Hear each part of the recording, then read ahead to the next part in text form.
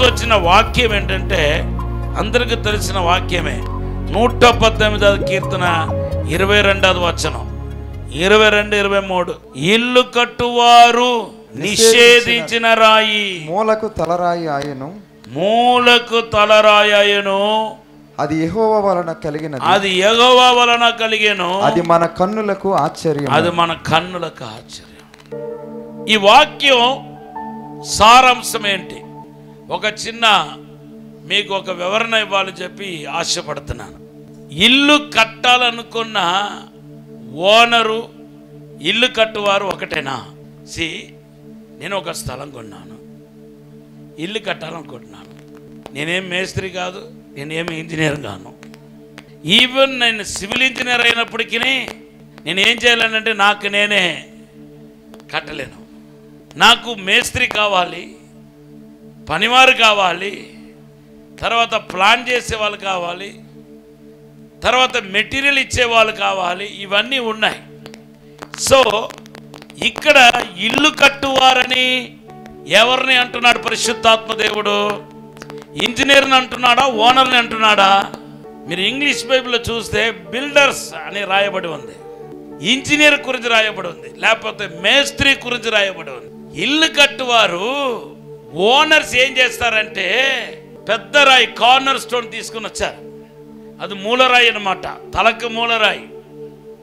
దాంతోపాటు ఇంకా కొన్ని ఆ దినాల్లో పెద్ద పెద్ద స్టోన్స్ తీసుకొని వస్తారు కదా, స్టోన్స్ అని కడతారు. సో అలా రాయి తీసుకుని వచ్చారు. ఒక ఇంజనీర్కి అప్పచెప్పారు, అయ్యా మాకు ఇంత పెద్ద బిల్డింగ్ కావాలి, దానికి మెయిన్ ఏంటంటే ఏంటి? Corner stone, మూలరాయి. మూలరాయి కూడా మేము తెచ్చాం అంటే ఇంజనీర్ వచ్చి మొదటిగా ఏం చేస్తాడంటే దాన్ని చెక్ చేస్తాడనమాట. ఎందుకు చెక్ చేస్తాడు చెప్పండి? ఎందుకంటే రేపు హోల్ బిల్డింగ్ ఒక వెయిట్ అంతా దేని మీద పడబోతుందంటే ఆ యొక్క మూలరాయి మీద ఉండబోతుంది. నువ్వు పైన కట్టేది ఏ రాయి అయినా పర్వాలేదు, కానీ దానికి స్ట్రెంత్ ఉందో, బలం ఉందో లేదో తర్వాత సంగతి. కానీ మూలరాయి మాత్రం ఎలాగ ఉండాలంటే స్ట్రాంగ్గా ఉండాలన్నమాట. దేవుని నామానికి స్తోత్రం చెప్పండి. ఇంటి ఓనర్ ఏమో తెలుసో తెలియకుండానే తీసుకొచ్చాడు. ఇప్పుడు బిల్డర్ వచ్చి ఏం చేస్తున్నాడంటే చెక్ చేస్తున్నాడు. ఇప్పుడు అంటున్నాడు ఈ రాయి పనికిరాదే, ఈ రాయి పనికిరాదే.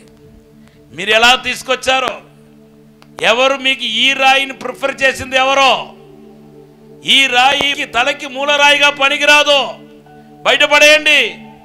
ఈ రాయితో కనుక మీరు కట్టాలనుకుంటే నేను మాత్రం కట్టను, నా పని విరమించుకొని పోతాను, నేను కట్టను. అయ్యా చూడండి అయ్యా, ఇది ఏదో మంచి రాయి అని చెప్పి చాలా దూరం నుండి మేము కొనుక్కొని వచ్చాం. లేదు లేదు, రేపు బిల్డింగ్లో ఏమైనా తేడా వచ్చిందంటే మీరు నన్నే అంటారో, కాబట్టి ఈ రాయితో నేను మాత్రం బిల్డింగ్ మొదలు పెట్టను అని ఆ రాయిని తీసుకెళ్ళి ఏం చేస్తాడంటే, ఇప్పుడు ఓనర్ గురించి మాట్లాడుతున్నాను. ఎవరు ఓనరు? ఆ ఇల్లును, ఆ రాయిని కొనుక్కొని వచ్చిన ఆ ఓనర్ అంటున్నాడు, ఇదేంటి నీ పని చేయకపోయినా పర్వాలేదు, కానీ నీ పని చేయకపోయినా పర్వాలేదు, కానీ ఇది నేను వెలబెట్టి కొన్నది, ఇదికి వెల చెల్లించబడ్డాయి, ఇది వెలబెట్టి కొన్నది. ఈ రాయిని నేను మరలా తెచ్చి ఇంకొకతని చేత కట్టిస్తాను చెప్పి ఆ తిరస్కరించబడిన రాయిని తీసుకుని వచ్చి మూలరాయిగా పెట్టి కట్టడం జరుగుతుంది. కొట్టండి గట్టిగా, చెప్పండి, దినపరచండి. ఈరోజు పరిశుద్ధాత్మ దేవుడు మాట్లాడుతున్నాడు. మనల్ని యేసు ప్రభు రక్తం పెట్టి కొన్నాడు. మనమందరూ కడుగబడిన వారము, కానీ సమాజం చేత, తెలివితేటలు గల వాళ్ళ చేత, గొప్ప వాళ్ళ చేత, ఈ ఊర్లో ఉన్న జ్ఞానుల చేత తిరస్కరించబడిన వారముగా మనం కనపడుతున్నాం. అటువంటి తిరస్కరించబడిన అనుభవం నుండి వచ్చిన వాళ్ళు ఇక్కడ ఎవరైనా ఉంటే పరిశుద్ధాత్మ దేవుడు మాట్లాడుతున్నాడు ఈరోజు. నువ్వే మూలకు తలరాయిగా ఉండబోతున్నావు. కొట్టని గట్టిగా చెప్పండి, దినపరచండి. హల్లెలూయా.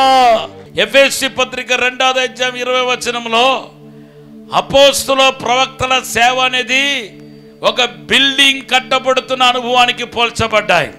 త్వరగా చదువుతాం వాక్యం.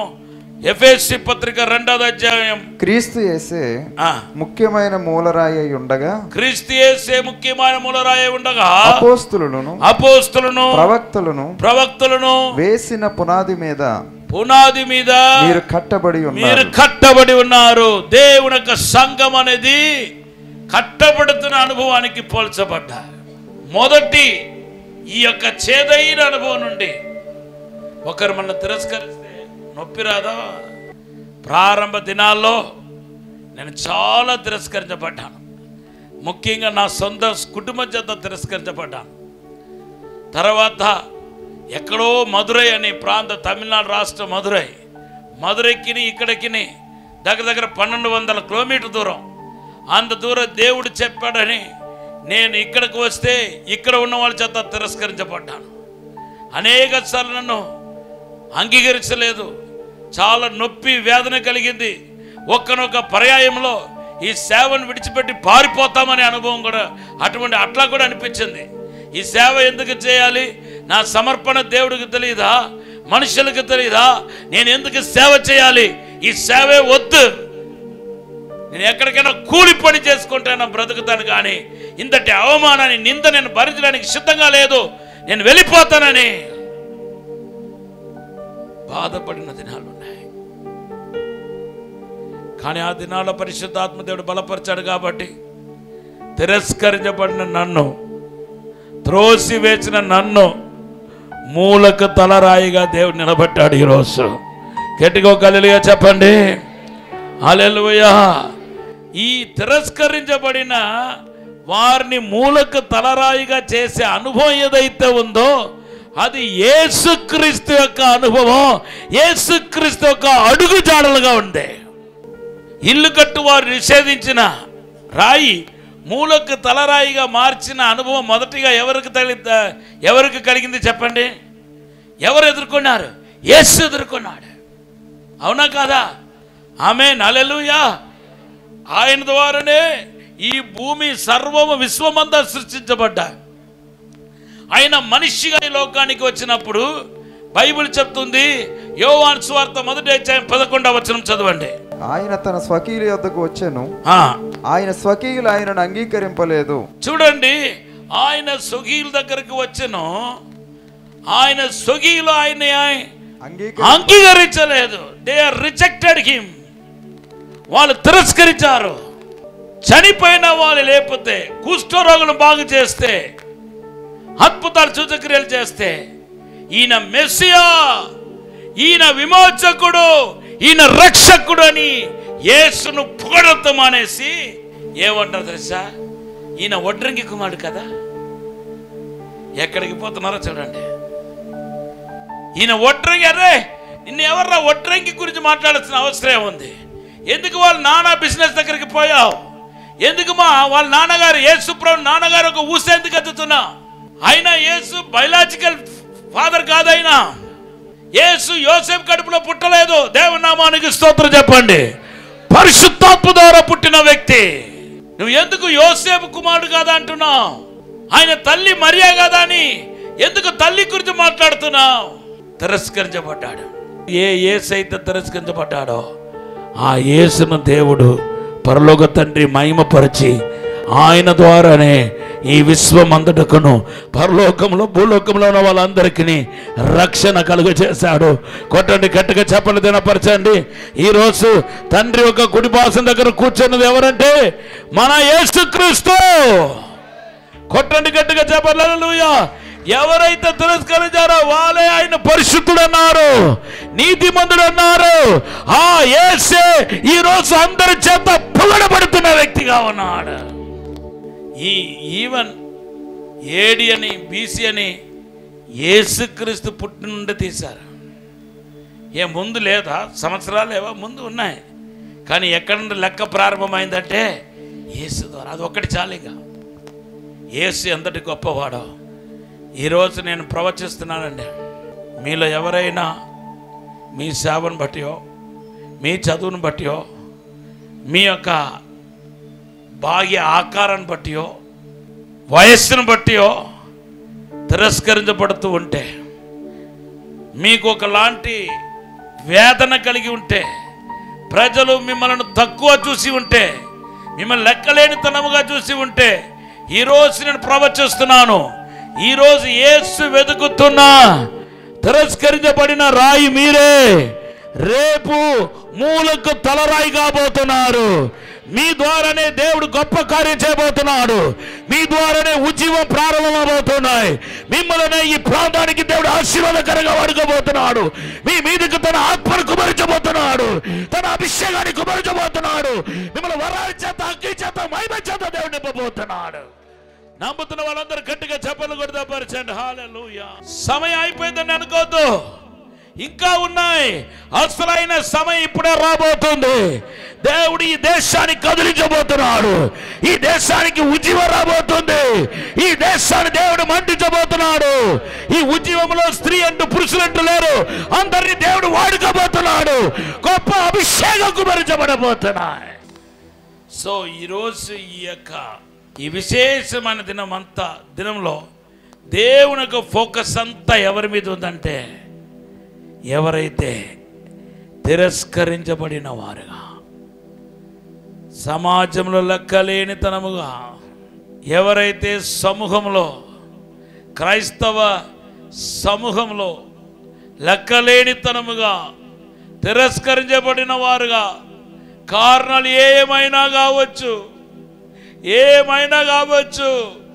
కేవలం నువ్వు ఒక స్త్రీ అని నిన్ను తిరస్కరించారేమో, నిన్ను దేవుని చేతిలో వాడబడకుండా నిన్ను నిరుత్సాహపరుస్తున్నారేమో, నీ వయస్సును బట్టి కావచ్చు, లేకపోతే ఫ్యామిలీ బ్యాక్గ్రౌండ్ని బట్టి కావచ్చు, నీ చదువును బట్టి కావచ్చు, పై అఖోరను బట్టి కావచ్చు, లేకపోతే నీకు ఏమీ లేదేమో, పేదరికంలో ఉన్నావేమో, దాన్ని బట్టి నిన్ను లెక్కలేనితనముగా చూస్తున్నారేమో. ఒకటి వాస్తవం, తిరస్కరించబడిన రాయి మూలకు తలరాయి కాబోతున్నాయి. తిరస్కరించబడిన మూలకు తలరాయి కాబోతున్నాయి. అది దేవుని కృప వలన కలగబోతుంది. ఎక్కడో ఆ ఇంజనీర్, ఆ బిల్డర్ పడేసిన రాయిని ఎందుకు పడేశారు? ఊరికినా పడేయలేదు. ఆ రాయి మీద కోపం ఏంటి? లేదో, అది పనికిరాదని పడేశాడు. మరి పనికొచ్చే పాత్రగా ఆ రాయి ఎలాగ తయారు చేయబడింది మనకు తెలియదు. కొన్ని రోజుల తర్వాత ఆ ఇంటి ఓనర్ దృష్టిలో పడింది. ఆహా, ఇది నేను కొనుక్కున్న రాయి కదా, నేను తెచ్చుకున్న రాయి కదా, దీన్ని ఇలాగ విడిచిపెడితే కుదరదా? ఈ రాయి మూలకు తలరాయి అవ్వాల్సిందే. ఏమైందో తెలియదు. ఇప్పుడు ఆ యోగ్యత, ఆ అర్హత ఆ రాయికి ఇప్పుడు వచ్చేసింది. ఏమైందో తెలియదు. మూలలో ఎక్కడో పడవేయబడిన రాయి మూలకు తలరాయిగా చేయబడి, ఏ ఇంట్లో అయితే పనికిరాదని త్రోసివేతరు, ఏ ఇల్లు కట్టడానికి కోసం అయితే పనికిరాదని త్రోసివేశారో అక్కడే అదే స్థలంలో మూలకు తలరాయిగా నియమించి కట్టడం జరిగింది. ఇక్కడ ఉన్న ఏ ఒక్కరు పనికిరాని పాత్రగా దేవుడు చూడట్లేదు. ఇక్కడున్న ఏ ఒక్కరు దేవుని యొక్క అసాధారణమైన కార్యాన్ని జరిగించడానికి, అద్భుతమైన కార్యం జరిగించడానికి, మహత్తరమైన కార్యాన్ని జరిగించడానికి ఒక పనికిరాని పాత్రగా దేవుడు చూడట్లేదు. నువ్వు పనికి వచ్చే పాత్రనే దేవుడు తన ఆత్మతో నింపి అభిషేకించి నేను వాడుకోబోతున్నానని మాట్లాడుతున్నాడు.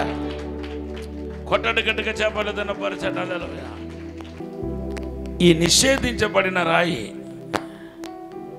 మూలకు తలరాయిగా మారింది. ఈ మూలకు తలరాయి అనే మాటకు నిర్వచనం చెప్పబోతున్నాను. నిషేధించబడిన రాయికి నిర్వచనం చెప్తాను. తర్వాత నిషేధించబడిన రాయి మూలకు తలరాయిగా ఎలాగా ఏ విషయంలో మారిందో దాన్ని కూడా, ఆ మాట కూడా నిర్వచనం చెప్పబోతున్నాను. గట్టిగా ఒక హల్లెలూయా చెప్పండి. 1 సాముయేలు గ్రంథం 17వ అధ్యాయంలో ఒక తిరస్కరించబడిన రాయిని మనం చూస్తున్నాం. ఆ తిరస్కరించబడిన రాయి ఎవరు తెలుసా? దావీదు. దేవనామానికి స్తోత్రం చెప్పండి. గట్టిగా హల్లెలూయా చెప్పండి. తన సొంత అన్నయ్య చేత తిరస్కరించబడుతున్నాడు. మొదటి సామెల గ్రంథం 17వ అధ్యాయం 28వ వచనం చదవండి. అతడు వారితో మాట్లాడినది అతని పెద్దన్నయ్యగు ఏలీయాబునకు వినబడగా, ఏలీయాబునకు దావీదు మీద కోపం వచ్చి, అతనితో నీవిక్కడికి ఎందుకు వచ్చితివి? అరణ్యములోని ఆ చిన్న గొర్రె మందను ఎవరి వశము చేసితివి? నీ గర్వమును నీ హృదయపు చెడుతనమును నేనెరుగుదును. యుద్ధము చూచుటకే కదా నీవు వచ్చితివనెను.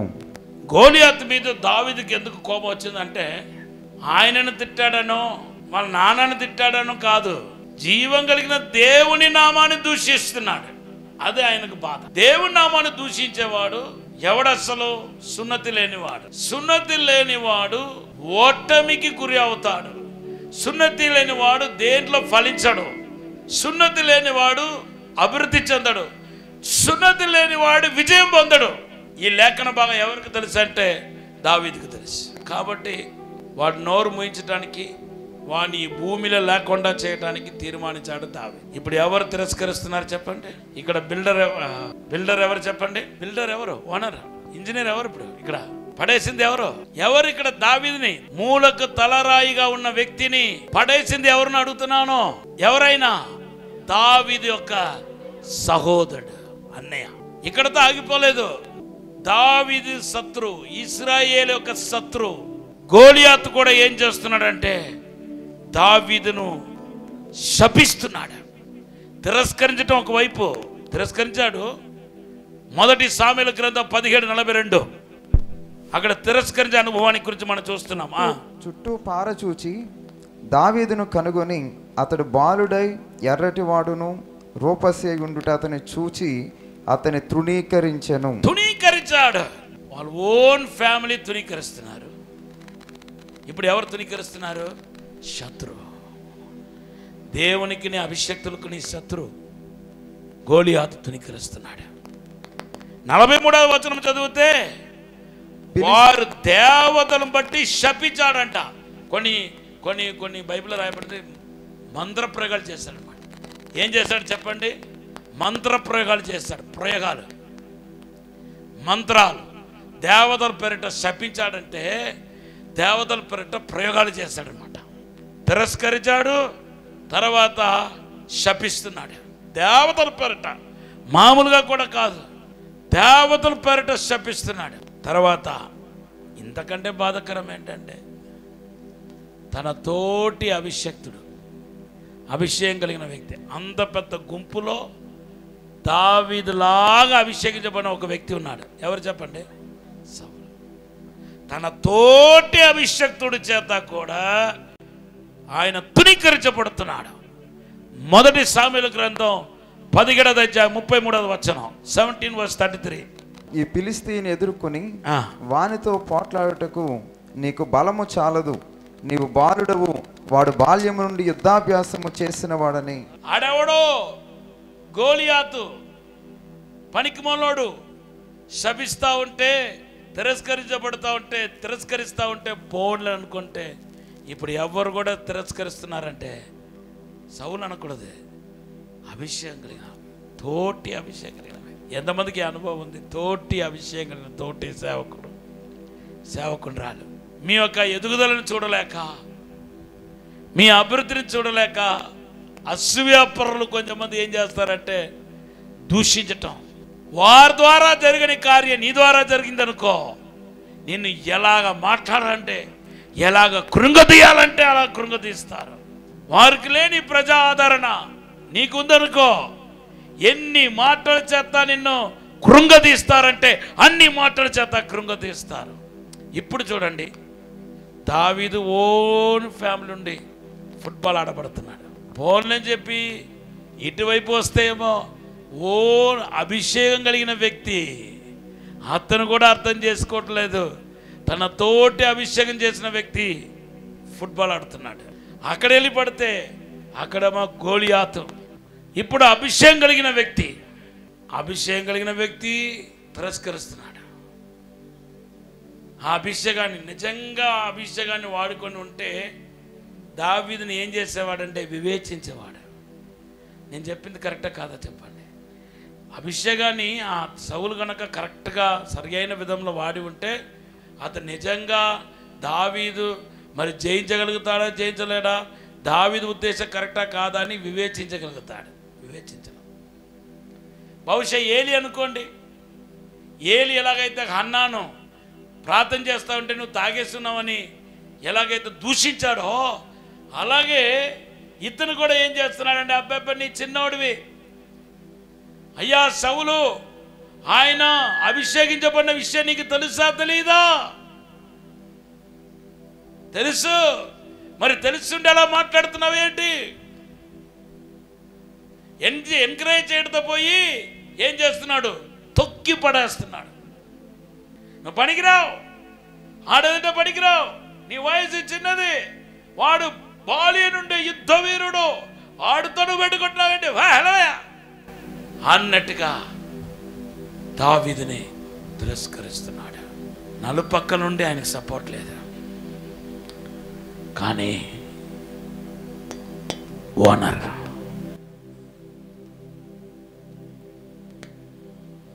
యేసు పరలోక తండ్రి లేదు లేదు తిరస్కరించబడిన రాయి,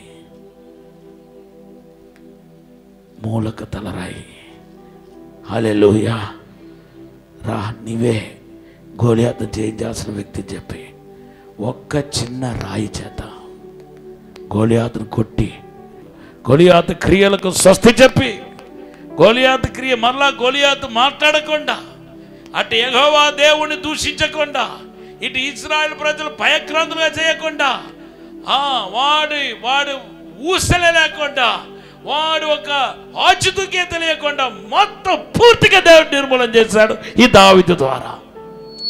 కొట్టండి గట్టిగా చెప్పండి హల్లెలూయా. ఈరోజు నేను మీకు ఇచ్చే మెసేజ్ వెరీ క్లియర్గా ఉంది. నంబర్ 1, అభిషక్తుల చేత తోటి సేవకుల చేత మీరు అవమానపరచబడుతూ నిందించబడుతూ నువ్వు పనికిరావు అంటూ, నీ వయసు ఎంత, నువ్వెంత, నువ్వు స్త్రీగా ఉంటూ నువ్వు ఎలా దేవుని సేవ చేస్తావు, చేయకూడదంటూ, లేకపోతే నీకు చదువు ఏముంది, నువ్వు బైబిల్ ట్రైనింగ్ అయ్యావా, పీటీగా చాయిందా సీటుగా చాయిందా అంటూ, లేకపోతే నీ కుటుంబం నాకు తెలుసురా, నీ ప్రవక్త నాకు తెలుసురా, నీ ఎటువంటి వాడు నాకు తెలుసురా అంటూ నీ తోటి అభిషక్తుడి చేత తిరస్కరించబడుతూ ఉంటే, లేదా సొంత కుటుంబం చేత తిరస్కరించబడి ఉంటే, నేను చెప్తున్నాను మీరే దావీదు గోలియాతు క్రియను పూర్తిగా లయపరిచి రాజరీగ జీవితంలో ప్రవేశించబోతున్నారు. Thank you Lord. రాజరీగ జీవితంలో ప్రవేశించబోతున్నారు, రాజ కుటుంబంలో అడుగు పెట్టబోతున్నారు, మిమ్మల్ని దేవుడు బలంగా వాడుకోబోతున్నాడు, ఆయన అభిషేకం మీ మీదకు రాబోతున్నాయి. సాతాను క్రియలు లయపరచడానికి మిమ్మల్ని దేవుని బిడ్డలారా ఒక అద్భుతమైన ఆయుధముగా మూలకు తలరాయిగా వాడుకోబోతున్నాడు. కొట్టండి గట్టిగా చెప్పలేదు నా పరిచయం హల్లెలూయా.